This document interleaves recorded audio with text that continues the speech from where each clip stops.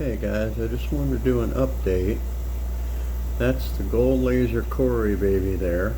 Now these are the babies that showed up in the shrimp tank and I didn't realize that the gold lasers were even having babies yet. And that's how big they are now. Give you an idea.